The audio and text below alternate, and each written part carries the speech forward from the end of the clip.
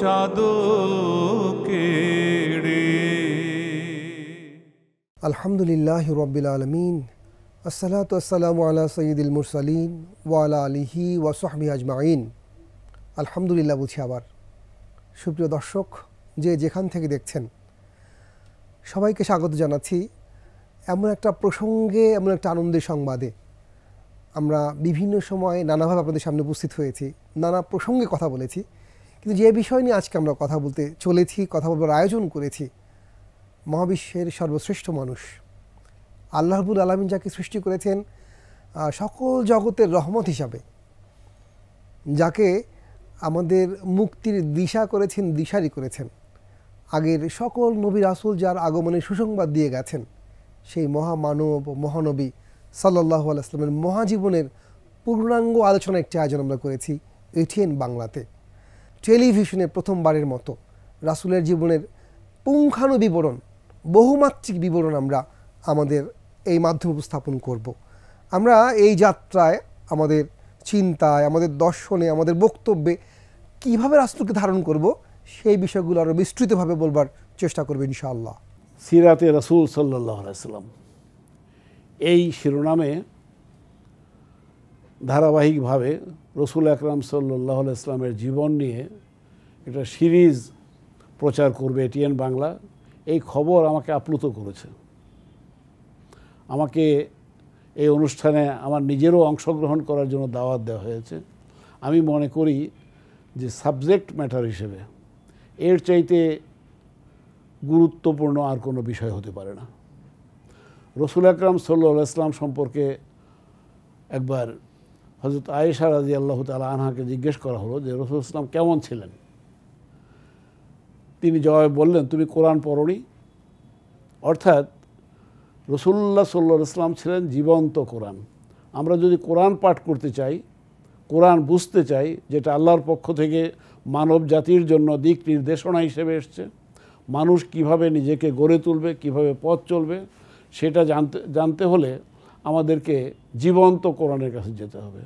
মুহাম্মদুর রাসূলুল্লাহ সাল্লাল্লাহু আলাইহি ওয়াসাল্লামের জীবনের প্রতিটি ঘটনা যেভাবে লিপিবদ্ধ হয়েছে, যেভাবে তার অনুমোদন, যেটাকে তিনি স্বীকার করেছেন, যেটাকে অস্বীকার করেছেন, যেটাকে মেনেছেন এবং যেটাকে বাধা দিয়েছেন, প্রতিটি বিষয় যেভাবে পুঙ্খানুপুঙ্খভাবে লিপিবদ্ধ হয়েছে, দুনিয়ার আর কোনো মানুষের ব্যাপারে এমনটি দেখানো যাবে না। সেই রাসূল সাল্লাল্লাহু আলাইহি ওয়াসাল্লাম সম্পর্কে এটিএন বাংলা যে অনুষ্ঠান শুরু করতে যাচ্ছে, সেই অনুষ্ঠান দেখার মাধ্যমে আমরা আমাদের ব্যক্তিত্ব গঠন করব, আমাদের সুন্দর জীবন আমরা গড়ে তুলব।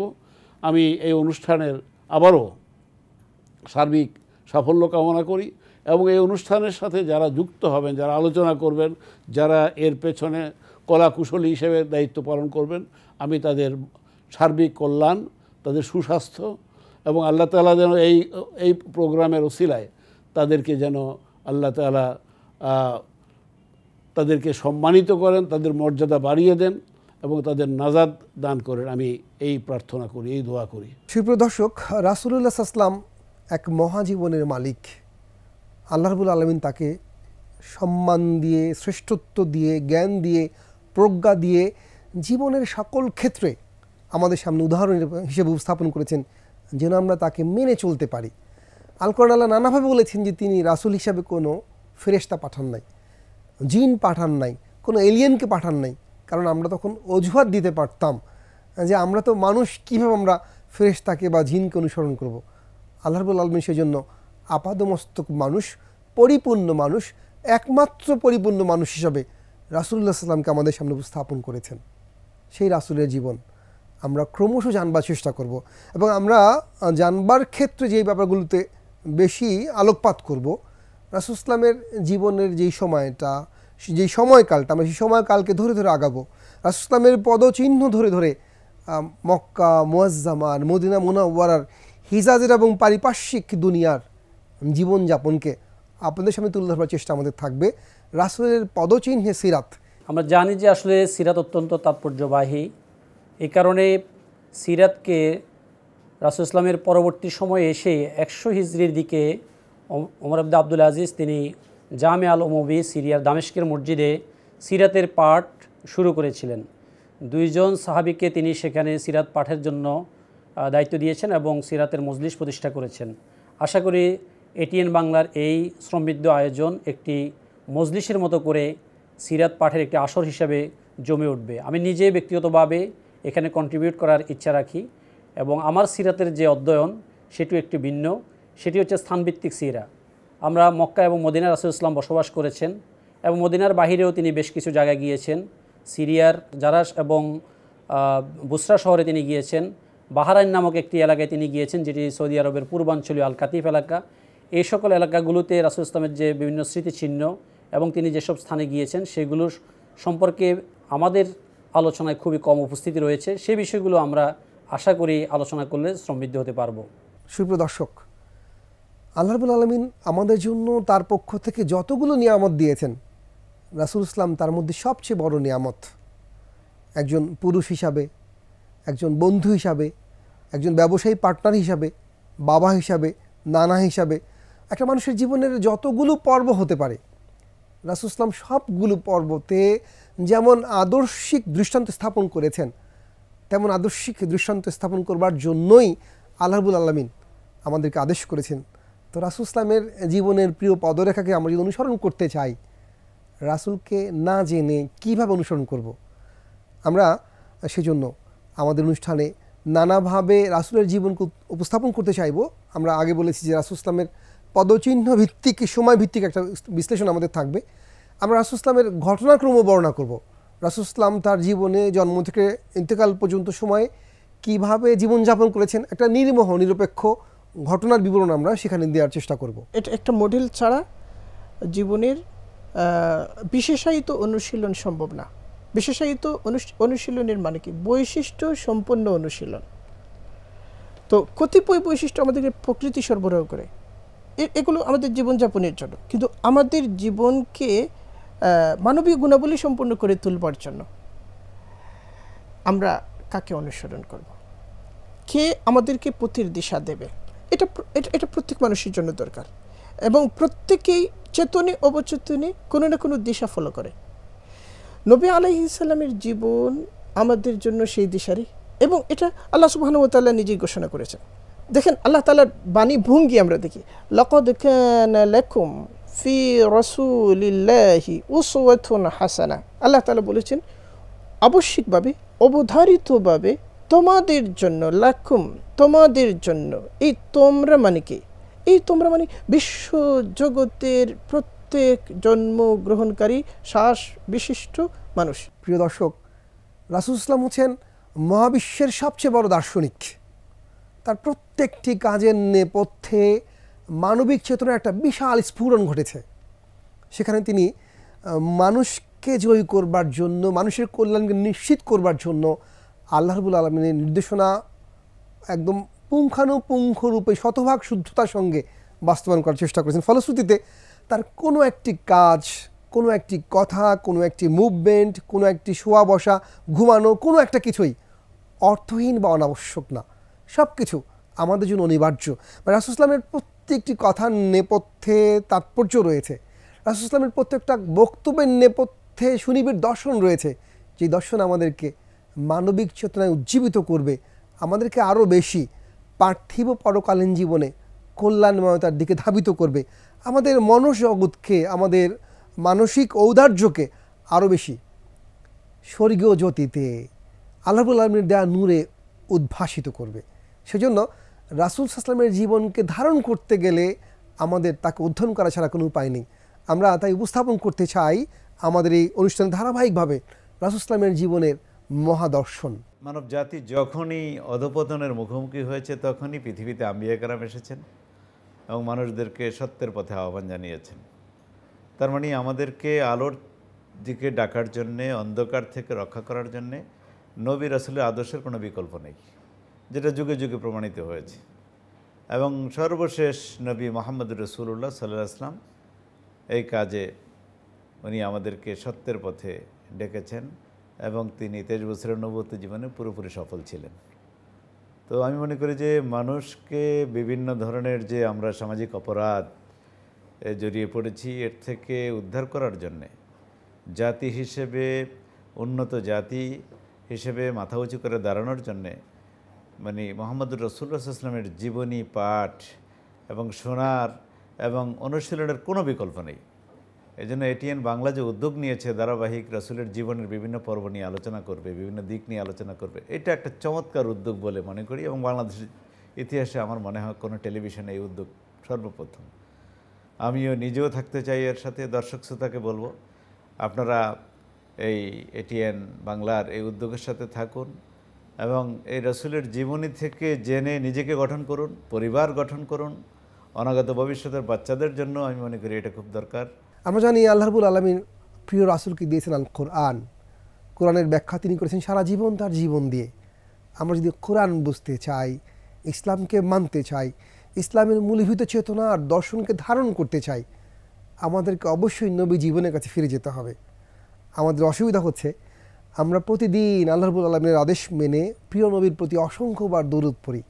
আমাদের কারো কারো জীবন হয়তো এমনও হয়েছে যে হয়তো কয়েক লক্ষবার আমরা দরুদ পড়ে ফেলেছি, কিন্তু যেই নবীর জন্য আপনি আমি পাশাপাশি বসতে পারছি, যেই নবী আপনাকে আমাকে বর্ণ বৈষম্যের যে একটা বিভীষিকা ছিল মানব সমাজে তা থেকে দূর করে সাদা কালোর ভেদাভেদ ভুলে আপনাকে আমাকে বুকে চড়ানোর তৌফিক তৈরি করে দিয়েছেন, সেই নবীর কেমন শৈশব ছিল, কেমন যৌবন ছিল, নবুয়ত পাওয়ার পরে কিভাবে তিনি তার সম্প্রসারণ ঘটিয়েছেন, কি মমতায় কি মায়ায় তিনি নিপীড়ন সহ্য করে মানুষের কাছে দিনের বার্তা পৌঁছে দিয়েছেন, কি ছিল তার নেপথ্য দর্শন, আর যেই সময় তিনি এসেছিলেন সমকালীন বিশ্ব কেমন ছিল, কেন অনিবার্য ছিল তার আশা, কেন অনিবার্য ছিল তার হাত ধরে পৃথিবীতে নতুন আলোর আবাহন কেন প্রয়োজন ছিল। রাসূলুল্লাহ ইসলামের জীবনকে, প্রাসঙ্গিক গল্পকে, ঘটনাবলীকে আগের পরের পটভূমিক অধ্যয়ন না করলে রাসূলকে যেমন বোঝা যাবে না, তেমন বোধগম্যভাবে উপলব্ধি করা যাবে না আল কোরআনের মর্মবাণী। আমরা চারপাশে নানা ধরনের বক্তব্য শুনি। কেউ কেউ আহলে কোরআন হয়ে শুধু কোরআনকে স্বীকার করতে চান, রাসূলের বাণীকে অস্বীকার করতে চান, বরং কখনো কখনো অধ্যত্ব দেখিয়ে, ধৃষ্টতা দেখিয়ে রাসূলের বাণীকে ইসলামের মতদ্বৈততার মত বিরোধের কারণ বলেন। এর কারণ হলো রাসূলের জীবনকে যথাবিধি অধ্যয়ন না করবার ব্যর্থতা। আমাদের মধ্যে সেই ব্যাপারটি কিন্তু প্রবলভাবেই রয়েছে। আমরা রাসূল সাল্লাল্লাহু আলাইহি ওয়াসাল্লামকে অনেক ভালোবাসি, রাসূলের কাব্য শুনি, নাশিদ শুনি, রাসূলকে নিয়ে করা পদ্য করি, রাসূলের গল্প করি, রাসূলের গল্প শুনে মমতায় আর্দ্র হই, হৃদয় বেদনার্ত হয়, চোখ অশ্রুসিক্ত হয়। কিন্তু আমরা রাসূলের শৈশব থেকে রাসূলের ওফাত পর্যন্ত এই যে একটা মহাজীবন, যে জীবনে তিনি মাত্র কাজ করেছেন 23 বছর, আর সেই 23 বছরের কাজের পরিব্যাপ্তিতে মহাবিশ্বের একটা বিশাল আলোড়ন তৈরি হয়েছে, সেই জীবনের পুঙ্খানুপুঙ্খ অধ্যয়নের একটি মাত্র গ্রন্থের কথাও যদি আমরা বলি, তেমন করে খুব কম মানুষই বলতে পারবো। আমরা এখন ভীষণ ব্যস্ত জীবনযাপন করছি, সেজন্য আমরা চাচ্ছি আমরা আপনাদের জন্য টেলিভিশনে প্রথমবারের মতো রাসূলের জীবনের পুঙ্খানু বিবরণ, বহুমাত্রিক বিবরণ আমরা আমাদের এই মাধ্যমে উপস্থাপন করব। রাসূল সাল্লাল্লাহু আলাইহি সাল্লাম এসেছিলেন পাপক্লিষ্ট পৃথিবীতে মুক্তির বার্তা নিয়ে। আয়ামে জাহেলিয়াতে যখন অন্ধকারে নিমজ্জিত পৃথিবী, জুলুম, উৎপীড়ন, নিগ্রহণ, শোষণ, শাসন, ত্রাসন এবং এগুলোর মাধ্যমে সমগ্র জাজিরাতুল আরব ডুবেছিল অন্ধকারে, এবং তিনি শুধু জাজিরাতুল আরবের জন্য না, বিশ্ব মানবের মুক্তির জন্য এসেছিলেন। এবং মাত্র 2-3 যুগের মধ্যে তিনি সারা বিশ্বকে আলোকিত করে গেছেন তার কর্মতৎপরতায়। আল্লাহ সুবহানাহু ওয়া তাআলা তাকে শ্রেষ্ঠ মানব রূপে আমাদের মধ্যে পাঠিয়েছিলেন আমাদেরকে মুক্তির দিশা দেখাতে। সেই বিশ্ব মানবের ত্রাতা হযরত মুহাম্মদ সাল্লাল্লাহু আলাইহি সাল্লামের জীবন দ্বারা আমরা আলোকিত হব এবং বর্তমানের যে উৎপীড়িত, লাঞ্ছিত মানবতার মুক্তির জন্য আমরা নিজেরাও আমাদেরকে প্রস্তুত করব। রাসূল সাল্লাল্লাহু আলাইহি সাল্লামই হতে পারেন বিশ্ব মানবতার একমাত্র মুক্তির দূত। আমরা তার জীবন সম্পর্কে এই প্রোগ্রামের মাধ্যমে জানতে পারব। প্রিয় দর্শক, রাসূল মহাদরদী মানুষ, যার চিন্তায়, চেতনায়, ভাবনায় সবসময় ছিল মানুষের কল্যাণ। মানুষ তার সাথে খারাপ ব্যবহার করেছে, তাকে রক্তাক্ত করেছে, তার শরীর থেকে রক্ত ঝরিয়েছে, প্রিয় মাতৃভূমি থেকে তাকে উৎখাত করেছে। তারপরও রাসূলের মধ্যে একটিবারের জন্য এই চিন্তা আসেনি যে রাসূল তাদের কোনো অকল্যাণ কামনা করেন, বরং তার কাছে সুযোগ এসেছিল অত্যাচারী নিপীড়কদেরকে ধ্বংস করে দেওয়ার জন্য। রাসূল বরং হাহাকার করেছেন, আর্তনাদ করেছেন যে এরা যদি ধ্বংস হয়ে যায়, কাদের কাছে আমি কল্যাণের কথা বলবো, কাদের কাছে আমি দ্বীনের কথা বলবো, কাদের কাছে তুলে ধরবো ইসলামের বাণী। সেই প্রিয় রাসূল, তার জীবন আমাদেরকে পথ দেখাবে। আমরা আমাদের কাজের অবসরে, চিন্তার অবসরে, আমরা বলছি অবসরে অবশ্যই রাসূলের জীবন দেখব, কিন্তু রাসূল এত কম গুরুত্বপ্রাপ্ত কোনো মানুষ নন, ব্যক্তি নন, বরং আমাদের সময় করে সিদ্ধান্ত নিয়েই রাসূলের জীবন অধ্যয়ন করা দরকার। কারণ রাসূলের জীবন অধ্যয়নের মধ্যেই রাসূলকে অনুসরণের সকল রসদ রয়েছে। আর রাসূলকে অনুসরণ করতে পারলেই আমাদের পার্থিব পরকালীন জীবন সাফল্যে উদ্ভাসিত হবে, কল্যাণে সম্পৃক্ত হবে, সংযুক্ত হবে, কল্যাণময়তায় প্লাবিত হবে। আমাদের বাচ্চারা সেই ছোটবেলা থেকে অনেক পড়াশোনা করে, কিন্তু দুর্ভাগ্যজনক হলো সত্য, আমাদের সিলেবাসে, আমাদের শিক্ষা কারিকুলামে সিরাতের কোনো জায়গা নেই। আমাদের বাচ্চাদেরকে আমরা সবাই বলি যে আদর্শ মানুষ হিসেবে আমরা গড়ে তুলতে চাই, এবং সবাই চাই আমার সন্তান ভালো হোক, আমার সন্তান আদর্শ মানুষ হোক। তো এখন আদর্শ মানুষটা সে কীভাবে হবে? তাকে যদি ছোটোবেলা থেকে আমি সিরাত শিক্ষা না দিতে পারি, রাসূলের সাথে যদি তার পরিচয় করিয়ে না দিতে পারি, এখন রাসূলের সাথে সন্তানকে পরিচয় করাবো, শুনতে ভালো লাগবে, কিন্তু এটা শুনতে খারাপ লাগবে যে আমরা কজন বাবা মা রাসূলের সিরাত জানি। তাই না? আমাদের শিক্ষা কারিকুলাম এটা তো আমি মাদ্রাসায়ও নাই, স্কুলও নাই, কলেজও নাই, বিশ্ববিদ্যালয় নাই, ইভেন এমনকি আপনাকে বলি কওমি ধারার যেই পড়াশোনা, সেখানে একজনে দাওরা হাদিস শেষ করেন, আরও অনেক পড়াশোনা করেন, কিন্তু সিরাত প্রথম দিকে অল্প একটু সিরাত নিয়ে পড়াশোনা আছে, এরপরে আর সিরাত নাই। তাহলে আল্লাহ রাব্বুল আলামিন বলছেন যে লাকাদ কানা লাকুম ফি রাসূলিল্লাহি উসওয়াতুন হাসানাহ, আল্লাহর রাসূলের মধ্যে তোমাদের জন্য সর্বোত্তম আদর্শ আছে। রাসূল নিজে বলেছেন আদ্দাবানি রব্বি ফা আহসানা তা'দিবি, আমার প্রভু আমাকে শিষ্টাচার শিখিয়েছেন, সবচেয়ে ভালো শিষ্টাচার। এবং আল্লাহ রাসূলের যারা শত্রু ছিলেন তারাও বলতো যে আল্লাহ রাসূলের চাইতে ভালো মানুষ পৃথিবীতে আর নাই। এটা ইহুদি সর্দারেরাও বলেছে, মূর্তি পূজকরা বলেছে, খ্রিস্টানরা বলেছে, মুশরিকরা বলেছে, সবাই এই কথা স্বীকার করেছে। রাসূল ভালোবাসার একটা অভূতপূর্ব নাম, পৃথিবীর সব ভালোবাসার উপর তার স্থান।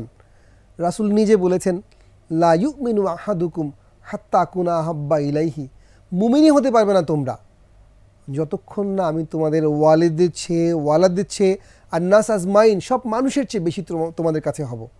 তো রাসূল কেন এত প্রিয় হবেন? রাসূল কেন জীবনে এত প্রাসঙ্গিক হবেন? কেন এত উপযোগী হবেন? কেন তাকে ভালোবাসতেই হবে? ভালো না বাসলে কেন আমাদের দুনিয়া এবং আখিরাতের জীবনে বিপর্যয় নেমে আসতে পারে? সেই ব্যাপারগুলো না জানলে রাসূলকে তো ভালোবাসা যাবে না। আমরা মানতে চাইলে, ভালোবাসতে চাইলে রাসূলকে জানতেই হবে। রাসূলকে জানবার জন্য রাসূলের সিরাতকে অবশ্যই অধ্যয়ন করতে হবে, অভিনিবেশ সহকারে, মনোযোগ সহকারে, সিদ্ধান্ত নিয়ে, বুদ্ধিবৃত্তিকভাবে, হৃদয় দিয়ে। আমরা আশা করি এর মাধ্যমে আমাদের ধর্মপ্রাণ মুসলিম উম্মাহ বিশেষভাবে উপকৃত হবেন।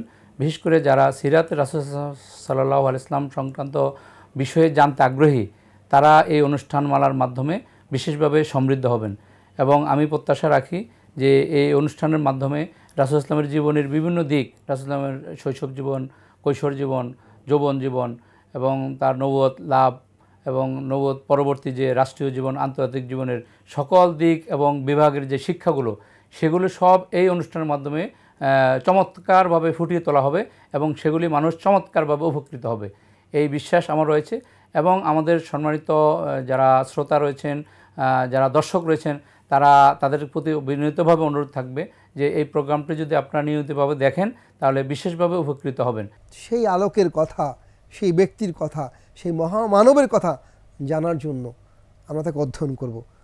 এটিএন বাংলা সেই সুযোগ করে দিয়েছে। আমাদের যাদের অধ্যয়নের খুব বেশি আগ্রহ নেই বা অধ্যয়ন করবার সুযোগ আমরা পাইনি, আমরা ধারাবাহিকভাবে আমাদের অনুষ্ঠানের মাধ্যমে মহামানবের সেই জীবনী আপনাদের সামনে উপস্থাপন করব। আমাদের প্রাণের আশা, প্রাণের আকুতি, একান্ত নিবেদন আপনারা আমাদের সঙ্গে থাকবেন।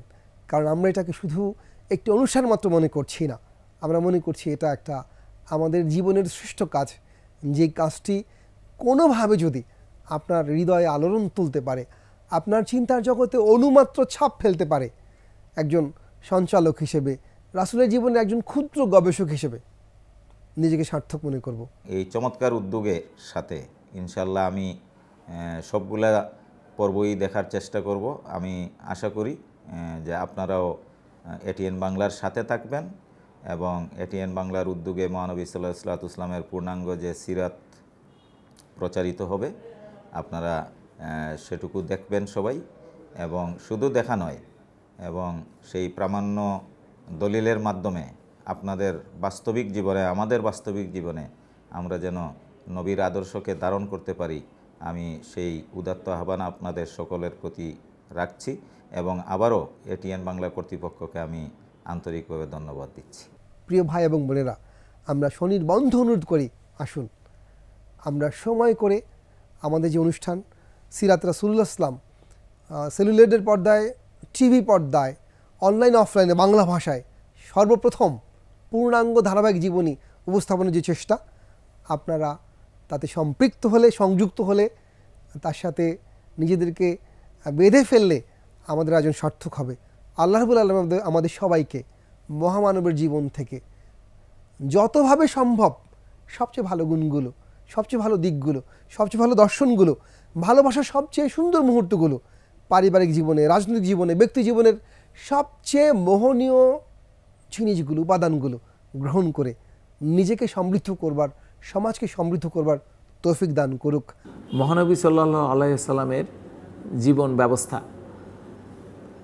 বিশ্বের সকল মুক্তিপিপাসু মানুষের প্রয়োজন বলে আমি মনে করি, কিন্তু এজন্যে তার পূর্ণাঙ্গ জীবন ব্যবস্থা জানা প্রয়োজন। কিন্তু আমরা দেখতে পাই যে তার জীবনের খণ্ড খণ্ড বিষয় নিয়ে আমাদের অনেক ধারণা থাকলেও পূর্ণাঙ্গ জীবন ভিত্তিক কোনো ধারণা আমাদের মধ্যে সেভাবে বিস্তৃত হয় নাই। এটিএন বাংলার বর্তমানে এই অনুষ্ঠানটি সেই অপূর্ণতা পূরণ করবে বলে আমি বিশ্বাস করি। আল্লাহ রাব্বুল আলামিন আমাদের এই চেষ্টাকে কবুল করুন। আপনারা যারা আমাদের সঙ্গে থাকবেন তাদেরও সকল চেষ্টা এবং সময়দানকে সার্থক করুন, সফল করুন। ওয়াসসালামু আলাইকুম ওয়া রাহমাতুল্লাহি ওয়া বারাকাতুহু।